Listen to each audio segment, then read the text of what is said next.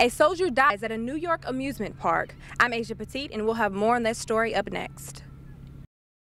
This Newport News mother is searching for answers.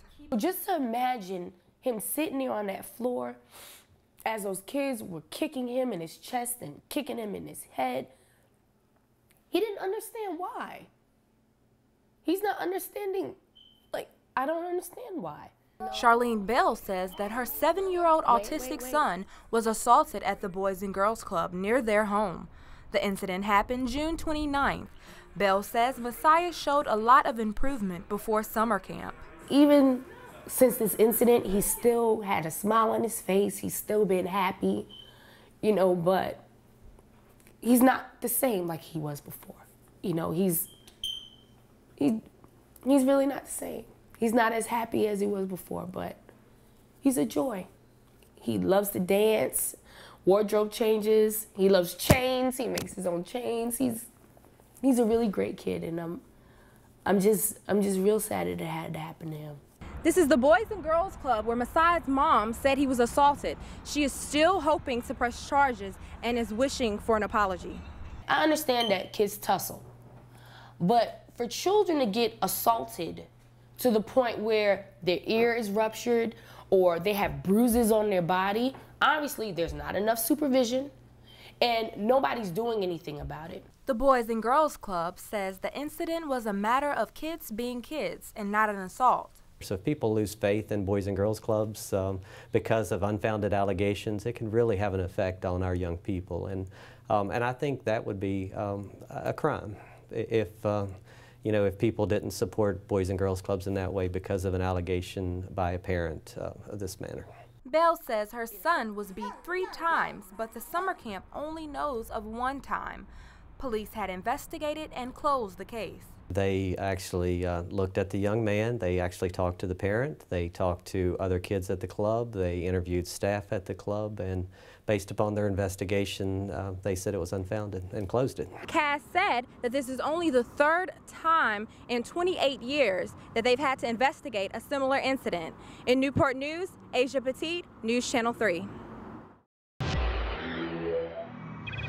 This was the ride of steel roller coaster that took James Hackemer's life last Friday. He went with his family there on a weekend trip. And this time they were supposed to be camping at Darien Lake, and he had taken the kids to the theme park. It was then that shortly after arriving at the park had told him that he was all set to ride and he wanted to ride. Then the inevitable happened. Hackemer fell off the ride and died instantly. I guess because of his not wearing prosthetics at the time, he didn't fit into it correctly and had fallen out. For the past 3.5 years, Hackemer had been recovering fully from his war-related injuries, and I think it gave him a whole new outlook in a positive way. He was never angry or resentful towards the military for that. The two remained close even after one tragedy after another. The children were still a big part of his life, and they saw him often. I 100% find that someone was at fault in this situation, and by no means do I find this to be an accident or a way that he wanted to pass. I think he would have much rather seen his kids grow up rather than go on a roller coaster. No one from the park has reached out to the mother of his daughters. She knows the park didn't want this to happen, but wishes they would take some responsibility and make better decisions. Maybe instead of trying to avoid hurting his feelings, if they would have just said no, this wouldn't have happened and my kids would still have a father. Hackemer was well decorated. His honors include the Bronze Star and a Purple Heart. It's quite ironic that he had like a second chance at life and now that was taken from him. The wake will be in New York tomorrow and the funeral on Thursday. There will be military honors towards the end of August in Arlington. I'm Asia Petit, News Channel 3. A murder still goes unanswered when a James City County woman's body was discovered on the side of the road in Yorktown on the 300 block of Clifton's Bluff Saturday night. 48-year-old Quan Yu Trevelyan was found 10 miles away from her Cedarwood Lane home Sunday morning. Police believe she was murdered somewhere else and then dumped in another neighborhood. Neighbors of Trevelyan say she was a pleasant person and walked morning, noon, and night around the Spring Hill community.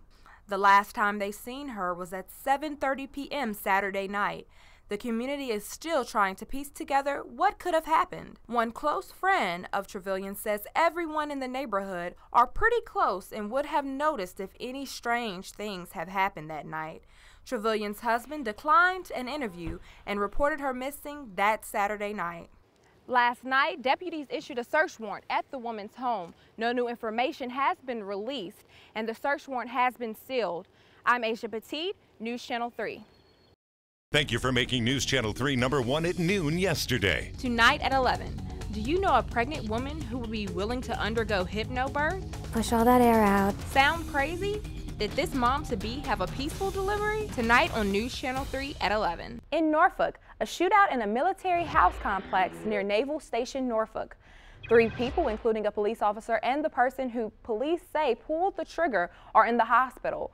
Neighbors say it happened early yesterday morning on Diamond Arch. Police arrived to find 2 women, one armed. Police say the woman fired the gun, hitting an officer. That's when officers fired back. Cops shot the girl with the gun 3 times. According to witnesses, the suspect shot the other woman in the leg. All 3 are expected to recover. In Norfolk, folks in Park Place have an opportunity to come out and support the kids this evening. The Park Place Youth Center on Colonial Avenue is hosting an open house event today and want the community to come out and share their ideas on how to make the area better for children. The open house runs tonight from 5 until 7. There will be a question and answer time for those in attendance. And those folks might have seen this little guy at the Virginia Zoo. The baby giraffe was born last week and already stands 6 feet tall. This is the second baby born to the zoo's pair of giraffes. So far, the big little guy doesn't have a name. They will announce a baby naming poll at a later date.